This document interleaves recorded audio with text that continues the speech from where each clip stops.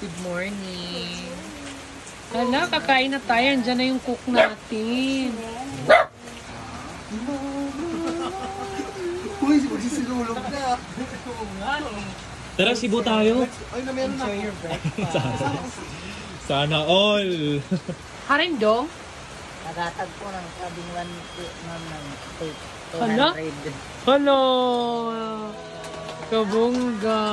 Thank you, Kadong. Hello. Hello! Salamat po. Ulit ako ng Jensen. Salamat, sir. Thank you po. Ingat kayo sa biyahe.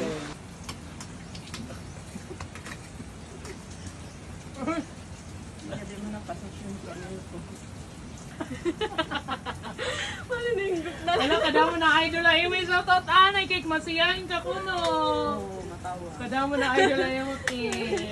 Good morning mga bevs. Welcome back again to our mini vlog. So for today's video, grabe. Sobrang lakas ang ulan guys.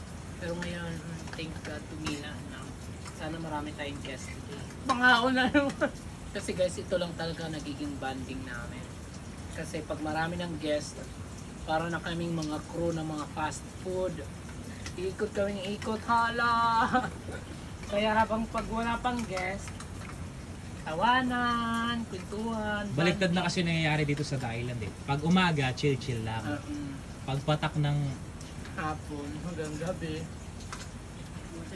galgalan na. Nakasabay. Birthday! katamong tatlok na. Dumarigat sa ima.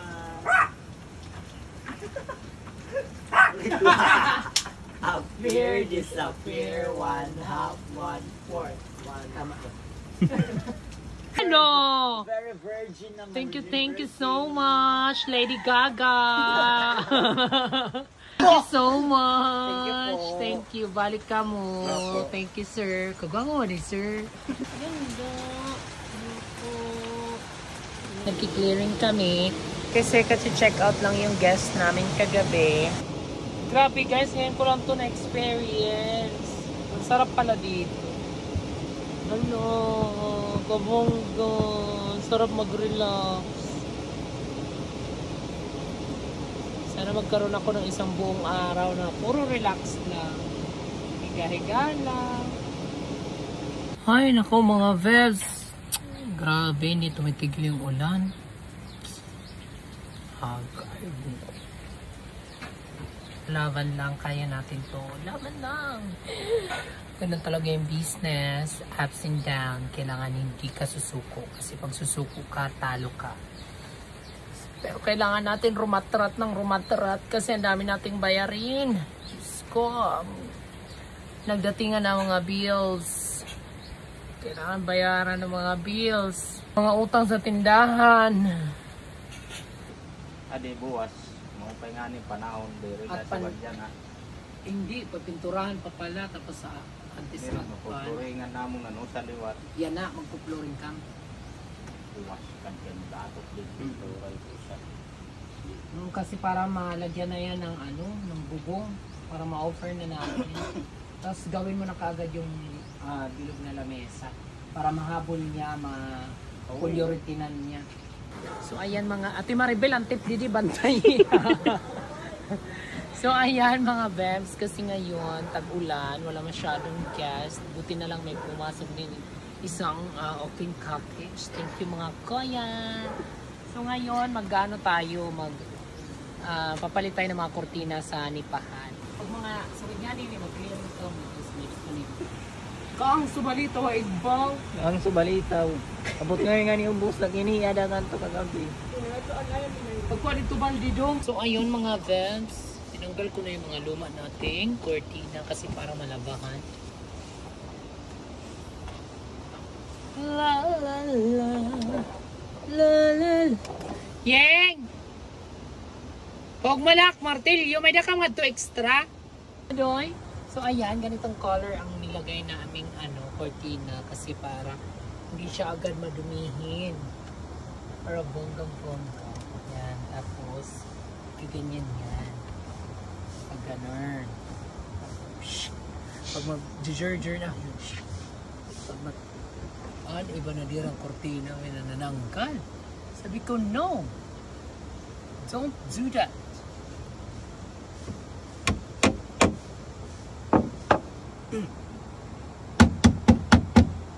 Diba? All around ako din eh.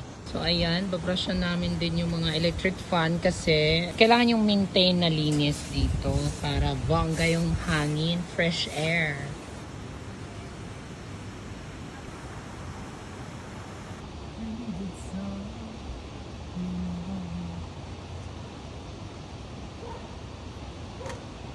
So ngayon nandito ako sa Nipa Hut 2. Ayan yung kanyang view from the window. Ayan. So malabo nga lang yung tubig kasi umulan ng malakas. Pero ngayon tumila na, nagpakita na si Haring Araw.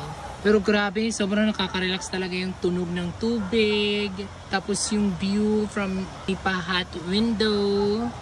Ang ganda guys.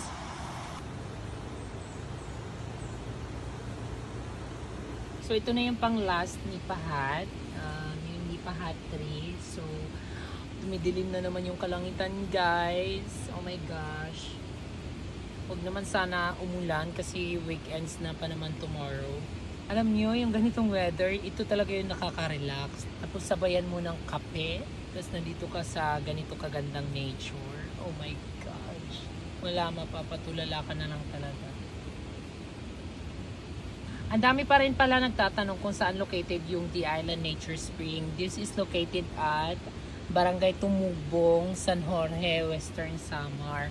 This is really perfect place sa mga taong gustong mag-relax. Punta kayo ng weekdays, hindi masyado maraming tao. Pero pag weekends, I don't really advise kasi mostly sa weekends, andun yung mga grupong walwal. Pero nililimitahan naman namin yung ingay until 10 PM lang. Hanggat maaari, no noise na kasi maraming magkakatabi-tabing mga tents, mga nipa huts and cabins. So ayun, gusto naman namin bigyan ng chance yung iba talaga na makapag-relax. I recommend this place as your stopover, lalong-lalo na yung mga biyaheng Mindanao to Manila and Manila to Mindanao. Message lang kayo sa page namin, The Island Nature Spring. Isisend namin sa inyo yung exact location kung hindi nyo makita sa page. Kasama na rin yung Google Map direction link para sa inyong Waze. Shoot! Shoot! Hindi ko na malayan shirt ko. Butas pala ngayon. Diyos ko, ultimo shirt. Hindi tayo makabili. Baya! Gusto ko ako talaga yung gumagawa pagdating sa mga paglalagay ng curtains, pag-interior. At lalo-lalo na yung kulay ng bed sheets, ng towels. So, hanggang dito na lang. Dito na natin tatapusin nating mini vlog for today. See you again in our next vlog. Please like and share. Besas!